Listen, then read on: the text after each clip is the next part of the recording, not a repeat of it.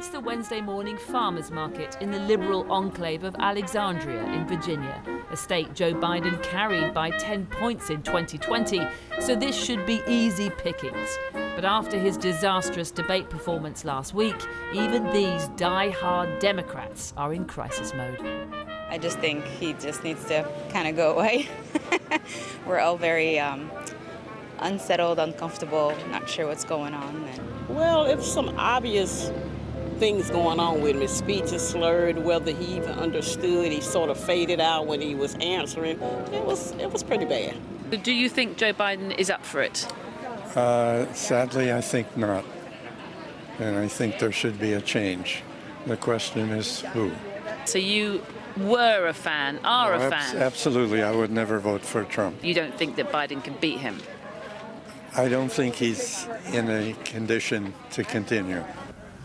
Biden's line at a campaign event last night was that he was just exhausted last Thursday, almost fell asleep on the stage, he joked, because of a demanding travel schedule in the weeks leading up to his big set two with Donald Trump. Dealing with everything we have to do with, look, if... Today, the crisis engulfing the president has intensified. The White House has been forced to hold an emergency conference call with staff in a bid to steady the ship. Meanwhile, a source inside the administration told the New York Times that Joe Biden has privately conceded that the next few days will be critical if he's to salvage his imploding campaign and convince America that he's up to the job. Within the last hour, the White House has insisted Biden's going nowhere. Is President Biden considering stepping down? Absolutely not. He understands that it is fair for people to ask that question. But we cannot forget his record and what he's been able to do. But overnight, small yet visible cracks have begun to appear in the line of defense. And joining me now, we're pleased to have Speaker Emerita Nancy Pelosi join us. This from one of Biden's closest allies, questioning his dire performance. I think it's a legitimate question to say, is this an episode or is this a condition? And so when people ask that question, it's completely legitimate.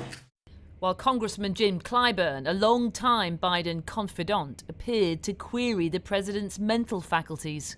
I'll have to wait on the experts in medicine to give their opinion because I'm not a doctor, so I have no idea the extent to which all of this may have occurred.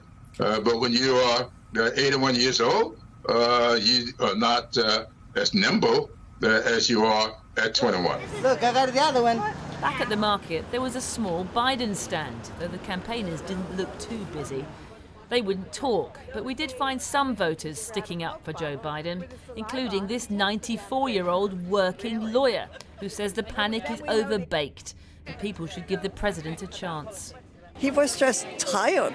They should have taken him and Camp Davis and give him massages and jacuzzis and good food and drink and then put him on instead of You did have a week there before. Yeah. But why fill that guy up with statistics? Speaking of statistics, a fresh poll today in the New York Times says Donald Trump is now 6 points ahead of Biden, a 3-point swing in the space of a week. A week that Joe Biden wants voters and his own team to dismiss as a blip, while they increasingly appear to see it as anything but.